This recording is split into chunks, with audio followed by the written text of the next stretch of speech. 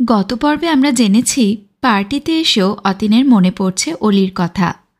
এই পর্বে আমরা জানব বাংলাদেশের মানুষরা কি আতঙ্কে দিন কাটাচ্ছেন।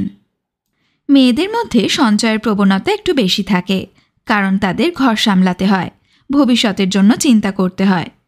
সোনার গয়না গড়াবার জন্য অনেক মেয়েরই খুব ঝোঁক থাকে, কিন্তু কজন মেয়ে আর সেই গয়না নিয়মিত পরে? সেই সব তোলা থাকে সিন্ধুকে। আসলে সেগুলি ভবিষ্যৎ নিরাপত্তার প্রতীক। এক সেট সুন্দর কাপডিশ কিনলেও গৃহিণীরা সহজে ব্যবহার করতে চায় না, আলমারিতে সাজিয়ে রাখে ভবিষ্যতের কোনো একটা বিশেষ উৎসবের দিনের জন্য। কিন্তু ঢাকায় এখন অনেকেই আর ভবিষ্যৎ দেখতে পাচ্ছে না। প্রত্যেক দিন সকালে উঠেই মনে হয় আজকের দিনটা ভালোই ভালোই কাটবে তো? যাদের বাড়ি থেকে বেরোতে হয় তারা ঠিকঠাক ফিরবে? আজ জাহানারা ইমাম বিছানায় পাতলেন একটা ঝকঝকে নতুন চাদর, বালিশের ওয়ারগুলো বদলালেন, দুটি বাথরুমে ঝোলালেন নতুন বিলেতি তোয়ালে। এই কমাস যেমন তেমন করে খাওয়া দাওয়া হচ্ছিল। আজ তিনি খাবার টেবিলে পাতলেন অপূর্ব কারুকার্য করা লেসের টেবিল ক্লথ।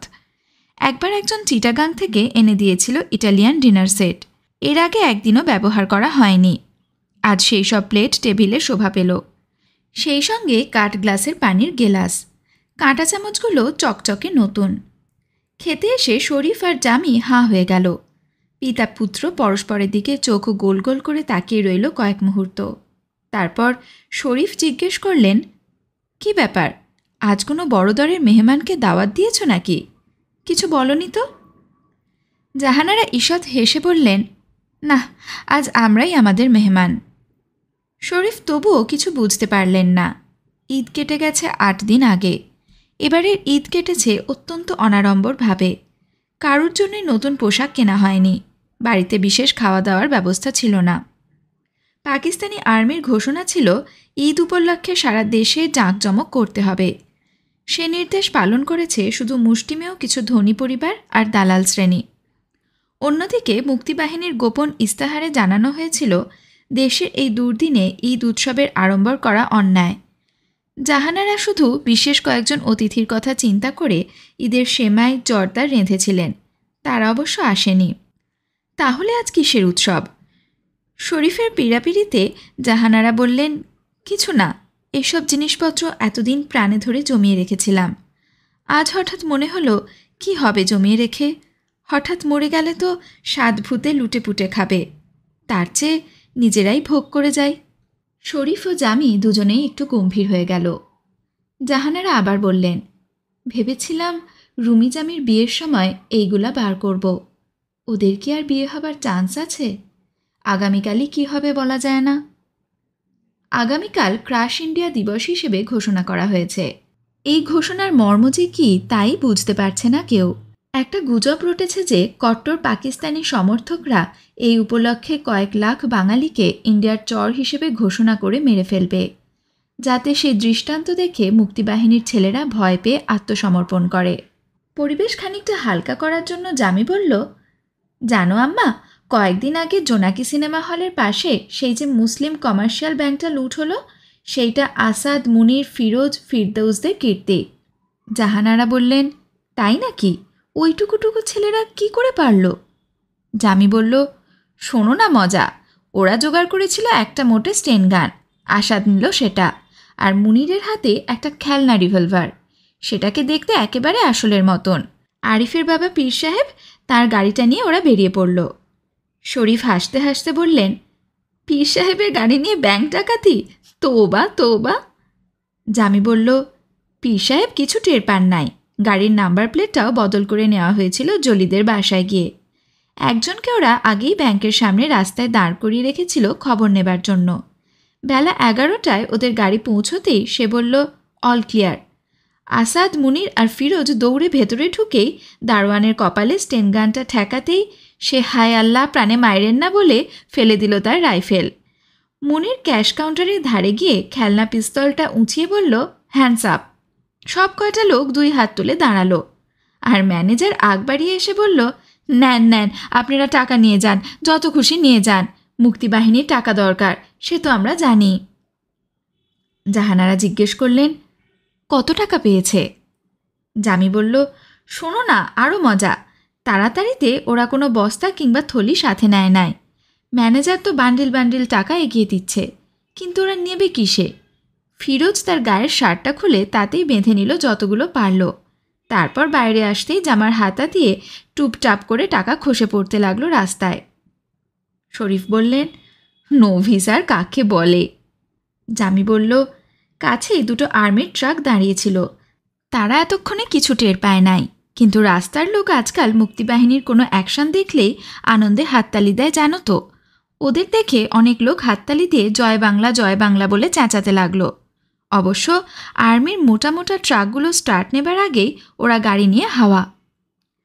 শরীফ আর জাহানারা দুজনেই হাসতে লাগলেন প্রাণ খুলে। মানুষই একমাত্র প্রাণী যে বিপদের পরিমণ্ডলের মধ্যে থেকেও হাসতে পারে। আলমারি দেরাজে সাজানো জিনিসপত্র ব্যবহারের জন্য বার করে ফেললেও জাহানারা শরীফরা অবশ্য একটা ঘরে অনেক জিনিসপত্র জমাচ্ছেন। বিভিন্ন দোকান থেকে ঘুরে ঘুরে কিনে আনছেন সোয়েটার, মাফলার আর মোজা। একবার জিন্না এভিনিউয়ের ফুটপাতের এক দোকান থেকে জাহানারা একসঙ্গে 6খানা সোয়েটার কিনতে গিয়ে একজন আর্মির লোকের কাছে ধমক খেয়েছিলেন। হঠাৎ পাশে এসে দাঁড়িয়ে সেই লোকটি জানতে চায় কেন একসঙ্গে 6খানা সোয়েটার কেনা হচ্ছে। সেদিন জাহানারার মাথায় চট করে একটা উত্তর জুগিয়ে গিয়েছিল, তাই তিনি বিপদে পড়েননি। তিনি বলেছিলেন, বেগম লিয়াকত अली कहा है ना, जवान लोगों के लिए स्वेटर, टॉवेल, साबुन ये सब खरीद करके आप वह ऑफिस में भेजना, वो जो ऑल पाकिस्तान वुमेन्स एसोसिएशन है। ওষুধও কিনতে হচ্ছে বিভিন্ন দোকান থেকে। শরীফ, জামি যে যখনই বাইরে বেরোয় কিছু ওষুধ নিয়ে আসে। কেনা হচ্ছে শত শত প্যাকেট সিগারেট, জমানো হচ্ছে চাল, ব্যাংক থেকে টাকা তুলে ছোট ছোট পুঁটলি করে লুকিয়ে রাখা হচ্ছে চালের মধ্যে। কখন গোপন অতিথিরা আসবে তার কোনো ঠিক নেই, ওদের জন্য এইসব লাগে। আগে শুধু টাকা আর সিগারেট দিলেই হতো, এখন শীত এসে গেছে, ওদের কারোরই শীতবস্ত্র নেই। তবে ওইসব ছেলেরা বলে, মোজা কিনবার দরকার নেই, মোজা কোনো কাজে না, কারণ ওদের প্রায় কারোরই পায়ে জুতো নেই। পাকিস্তানি আর্মির সাংঘাতিক কড়াকড়ির মধ্যেও মুক্তিযোদ্ধারা সীমান্ত থেকে ঠিকই চলে আসে ঢাকায়। দু এক জায়গায় অ্যাকশন করেই আবার অদৃশ্য হয়ে যায়। জাহানারা চাতক পাখির মতন তাদের জন্য প্রতীক্ষা করে থাকেন। রাত 2টোর সময়ও যদি তারা এসে চুপি চুপি পেছনের দরজায় টোকা মারে, তাতেও আনন্দে তার প্রাণটা লাফিয়ে ওঠে। প্রত্যেকবারই তার মনে হয় ওদের সঙ্গে বুঝি রুমি এসেছে।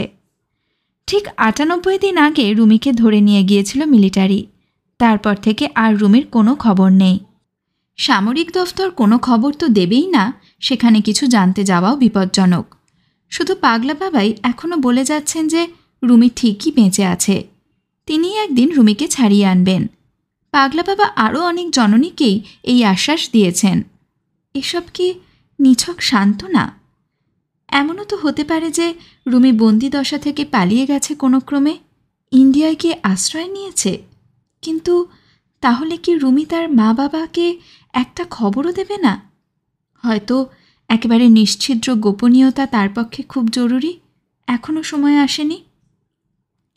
মণি, বাচ্চু, মেহবুবরা এলে জাহানারা তাদের খাবার পরিবেশন করতে করতে একসময় জিজ্ঞেস করেন, তোরা সত্যি করে বলতো রুমি কোথায়? তোরা তো আমাকে জানিস, আমাকে মেরে ফেললেও পাক আর্মি আমার পেট থেকে কোনো কথা বার করতে পারবে না। চরম খারাপ সংবাদ হলেও তোর আমাকে বল, আমি শুধু সত্যি কথাটা জানতে চাই। দু একজন মিথ্যে কথা বলার চেষ্টা করেছিল, জাহানারা ধরে ফেলেছেন। ওরা সত্যি রুমির খবর জানে না। বাবুল চৌধুরী অবশ্য পান মাঝে মাঝে। অল্প বয়সীরা বাবুলকে একজন অদ্ভুত মানুষ হিসেবে সমীহ করে। সে প্রায় কারোর সঙ্গেই পারতপক্ষে কথা বলে না। ঘণ্টার পর ঘণ্টা সে চুপ করে একদিকে চেয়ে বসে থাকে, কিন্তু অ্যাকশনে অংশ নিলে সে অসাধারণ সাহসের পরিচয় দেয়, যেন তার বিন্দুমাত্র প্রাণের মায়া নেই। মাঝখানে হঠাৎ শোনা গেল সেক্টর 2 কমান্ডার খালেদ মোশাররফ যুদ্ধক্ষেত্রে মারা গেছে। তাতে ঢাকার অনেক পরিবারে নিদারুণ শোক নেমে এসেছিল। জাহানারাও খুব ভেঙে পড়েছিলেন। কিছু অল্প বয়সী ছেলে চেঁচিয়ে কেঁদে উঠেছিল বুক চাপড়ে। খালেদ মোশাররফ যুব সমাজের হিরো। তার নির্দেশেই অকুতভয় মুক্তিযোদ্ধারা ঢাকায় এসে পাকিস্তানি শক্তিকে কাঁপিয়ে দিয়ে যাচ্ছে। সেই খালেদ মোশাররফ নেই। 2-4 দিন পর সীমান্তের মেলাঘর ক্যাম্প থেকে সঠিক সংবাদটি আসে, খালেদ মারা যায়নি, কসবার যুদ্ধ পরিচালনা করার সময় সে সাংঘাতিক আহত হয়েছে। ত্রিপুরা থেকে তাকে হেলিকপ্টারে উড়িয়ে নিয়ে যাওয়া হয়েছে লখনৌয়ের হাসপাতালে।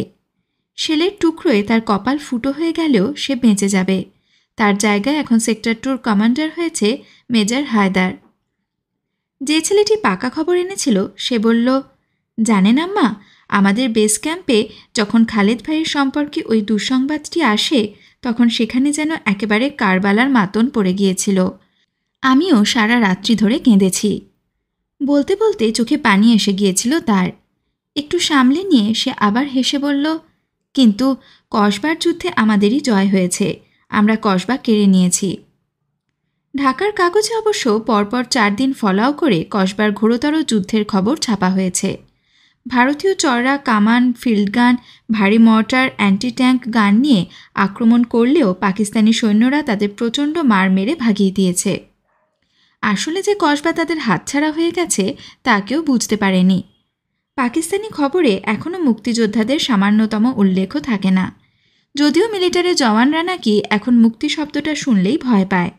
খবরের কাগজ পড়লে মনে হয় ভারতের সঙ্গে বোধহয় সত্যিই যুদ্ধ বেঁধে গেছে। প্রায় হেডিং থাকে ভারতের নির্লজ্জ আক্রমণ, যখন তখন কারফিউ দেওয়া হচ্ছে, এমনকি দিনে দুপুরেও, সন্ধ্যের পর নিষ্প্রদীপের মহড়া। অথচ ভারতের আকাশবাণী কিংবা স্বাধীন বাংলা বেতারে সর্বাত্মক যুদ্ধের কোনো ইঙ্গিত নেই। ইন্দিরা গান্ধী বিদেশে ঘুরছেন। ঢাকার অনেকেই মনে মনে অধীর হয়ে ভাবে, ভারত সত্যি সত্যি যুদ্ধে নেমে পড়ছে না কেন? এই অনিশ্চয়তা আর সহ্য হয় না, বুকে ব্যথা করে। মুক্তিযুদ্ধের তৎপরতা যত বাড়ছে ততই ঢাকার সাধারণ বাঙালিদের ওপর কট্টর পাকিস্তান সমর্থকদের অত্যাচার বাড়ছে। মিলিটারির লোক ছাড়াও বিহারিরা রাস্তাঘাটে যাকে তাকে ধরে বলছে, তুম মালাউন হ্যায়। সে বেচারি প্রবল প্রতিবাদ করে কোনো রকমে ভুল উর্দু উচ্চারণে কোরআন শরীফ থেকে মুখস্থ বলার চেষ্টা করে, মাটিতে হাঁটু গেড়ে বসে নামাজ পড়ে, তবু তাদের বিশ্বাস হয় না, পেছনে লাথি মারে। মিলিটারি পাশে দাঁড়িয়ে মজা দেখে। এলিফ্যান্ট রোডে একদিন দুপুরে একজন ভয় পেয়ে পালাবার চেষ্টা করেছিল, সঙ্গে সঙ্গে তাকে গুলি করে মেরে ফেলা হলো। পরে জানা গেল সে তো মালায়ন নয় বটেই, তার বাবা শান্তি কমিটির এক পাণ্ডা। লোকটির মাথায় সামান্য দোষ ছিল। একদিন জামির এসে বলল, জানো আম্মা, বিহারিরা অনেকে এখন মাথা ন্যাড়া করে একটা লাল ফেট্টি বেঁধে ঘুরে বেড়াচ্ছে। জাহানারা বললেন, আমি দেখেছি বাজার করতে গিয়ে, হঠাৎ মাথা ন্যাড়া করার ধুম পড়ে গেল কেন রে? জামি বলল, কি জানি, ঠিক শয়তানের সহদরের মতন দেখায়। জাহানারা বললেন, তুই ভূতের গলির ইব্রাহিমকে দেখেছিস? সেও মাথা ন্যাড়া করেছে। আজ বাইতুল মোকাররমের কাছে দেখি সেও মাথায় একটা লাল ফেট্টি বেঁধে ঘুরছে। জামি অবাক হয়ে জিজ্ঞেস করল, ইব্রাহিম ভাই, সেও এরকম সেজেছে কেন? সেও কি রাজাকার হলো নাকি? জাহানারা বললেন, না রে, ভীতু মানুষ, ভেবেছে ওই রকম সাজলে তাকে আর কেউ রাস্তাঘাটে জেরা করবে না। জামির তরুণ মুখশ্রীতে ঘৃণার রেখা ফুটে উঠল। সে বলল, কাপুরুষ, আমি আর কোনো দিন ওর মুখ দেখব না। জামির রাগ দেখে হাসতে লাগলেন জাহানারা। জামি বাইরে থেকে নতুন নতুন খবর নিয়ে আসে। কদিন ধরে শোনা যাচ্ছে যুদ্ধ ঘনিয়ে এলে ঢাকায় স্ট্রিট ফাইট শুরু হবে। মুক্তিযোদ্ধারা আশা করে যে তারা যখন ঢাকাকে ঘিরে এগিয়ে আসবে তখন ঢাকার নাগরিকরাও যেন এদিক থেকে পাক বাহিনীকে আঘাত হানতে শুরু করে, সেজন্য প্রস্তুত থাকা দরকার। পরাজয়ের মুখোমুখি হলে নিরাজ্যের সাঙ্গপাঙ্গরা মরিয়া হয়ে ঢাকা শহরে আগুন ধরিয়ে দিতে পারে। জাহানারার মনে পড়ে দ্বিতীয় মহাযুদ্ধের সময় চার্চিলের সেই বিখ্যাত বক্তৃতা, we shall fight in the houses, we shall fight in the streets. জামি সেই চূড়ান্ত যুদ্ধে অংশ নেবার জন্য বদ্ধপরিকর। শরীফি বা বাদ যাবে কেন? জাহানারার আজ আপত্তি করার কোনো প্রশ্নই ওঠে না। তিনি বুঝে গেছেন এখন নিয়তির কাছে সর্বস্ব বন্ধক দেওয়া ছাড়া আর উপায় নেই। এই রকমভাবে আরও কয়েক মাস চললে শেষ পর্যন্ত কেউই বুঝি আর বেঁচে থাকবে না। সর্বস্ব পণ করলে যদি স্বাধীনতা আসে তাহলে হয়তো কিছু মানুষ অন্তত বেঁচে থাকবে আবার এই বাংলাদেশের জীবনের স্পন্দন জাগাতে। কেরোসিনের টিন 11 টাকা থেকে লাফিয়ে উঠেছিল 18 টাকায়। গতকাল বাজার থেকে একেবারে উধাও। সিদ্ধিরগঞ্জ পাওয়ার স্টেশনে বিস্ফোরণের পর প্রায় কারেন্ট থাকে না। কেরোসিনও না পাওয়া গেলে রান্না হবে কি করে? বুড়া মিয়াকে কেরোসিনের খোঁজে পাঠিয়ে জাহানারা গাড়ি নিয়ে বেরোলেন জরুরি কিছু কেনাকাটা করতে। বায়তুল মোকাররমের কাছাকাছি যেতেই প্রচণ্ড কোলাহল শোনা গেল। হর্ন বাজাতে বাজাতে অনেকেই গাড়ি ঘুরিয়ে নিচ্ছে। লোকজনের চেঁচামেচিতে একটু কান পেতে শুনে জাহানারা বুঝলেন আবার ওখানকার একটা দোকানে বোমা ফেটেছে। দিনের বেলা মিলিটারির নাকের ওপর দিয়ে ছেলেগুলো বোমা ফাটিয়ে চলে যায়। কয়েকদিন আগে ফ্যান্সি হাউস নামের শাড়ির দোকানটায় এরকম একটা প্রচণ্ড শক্তিশালী বিস্ফোরণে একজন পাঞ্জাবি মেজর আর তার সঙ্গে কয়েকজন মহিলা জখম হয়েছে। দোকানের সামনে দাঁড়িয়েছিল 3 জন মিলিটারি, তারা নিহত। কেউ এখন আর ভয়ের চোটে শাড়ির দোকানে ঢুকছে না। জাহানারা মনে মনে খুশিই হলেন। তিনি জানেন ফ্যান্সি হাউস যারা আক্রমণ করেছিল সেই আসাদ, ফিরোজ, মুনিররা রুমিরই বন্ধু। এদের দলে রুমিও থাকতে পারত। কোথায় গেল রুমি? সর্বক্ষণই যে রুমির কথা মনে পড়ে, তবু মুখ ফুটে তা বলেন না। যদি শরীফ কষ্ট পান? শরীফের স্বভাবটা খুব চাপা। তিনিও যে আজকাল রুমির প্রসঙ্গ আর বিশেষ তোলেন না, তা কি জাহানারার কথা ভেবেই? শরীফ দিন দিন রোগা হয়ে যাচ্ছেন, ওজন কমে গেছে অনেক। তবু সবসময় তিনি মুক্তিযোদ্ধাদের কিছু না কিছু সাহায্য করার ব্যাপারে মেতে আছেন, যেন ওরা সকলেই তার নিজের সন্তান। গাড়ি ঘুরিয়ে জাহানারা চলে এলেন একটা ফটোগ্রাফির দোকানে। কয়েকদিন আগে তিনি রুমির এক বন্ধু হ্যারিসের কাছ থেকে রুমির একটা ছবির নেগেটিভ নিয়ে এসেছিলেন। ইদানিং রুমি বাড়িতে একেবারে ছবি তুলতে চাইত না। হ্যারিসের কাছে বেশ কয়েকখানা ছবি ছিল, তার মধ্য থেকে একখানা বেছে জাহানারা নেগেটিভটা এনলার্জ করতে দিয়েছিলেন। ছবির দোকানে সেটা ডেলিভারি নিতে এসে জাহানারার বুকখানা ধক করে উঠল। এত জীবন্ত ছবি! কোমরে চিশতির পিস্তল, কাঁধের ওপর গুলির বেল্ট ঝোলানো, মাথায় একটা ক্যাপ তেরছা করে পরা, কোমরে 2 হাত দিয়ে একটুখানি ঝুঁকে রুমি যেন কার সঙ্গে কথা বলছে। একজন মুক্তিযোদ্ধা, বলিভিয়া কিংবা ভিয়েতনামের নয়, এই বাংলার। বাড়ি ফেরার পথে জাহানারা বিড়বিড় করতে লাগলেন কয়েকটি কবিতার লাইন। তার কবিতা পাগল ছেলেটা জীবনানন্দ দাশের এই লাইনগুলি আবৃত্তি করতে খুব ভালোবাসত। আবার আসিব ফিরে ধান সেঁড়ে টেরে তেরে এই বাংলায়, হয়তো মানুষ নয়, হয়তো বা শঙ্খচিল শালিখের বেশে, হয়তো ভোরের কাক হয়ে এই কার্তিকের নবান্নের দেশে, কুয়াশার বুকে ভেসে একদিন আসিব এ কাঁঠাল ছায়ায়, হয়তো বা হাঁস হব, কিশোরীর ঘুঙুর রহিবে লাল পায়ে, সারাদিন কেটে যাবে কলমির গন্ধ ভরা জলে ভেসে ভেসে। আবার আসিব আমি বাংলার মাঠ নদী ক্ষেত ভালোবেসে, জলঙ্গির ঢেউয়ে ভেজা বাংলায় এ সবুজ করুণ ডাঙায়। 2 চোখ দিয়ে অবিরল অশ্রু গড়াচ্ছে।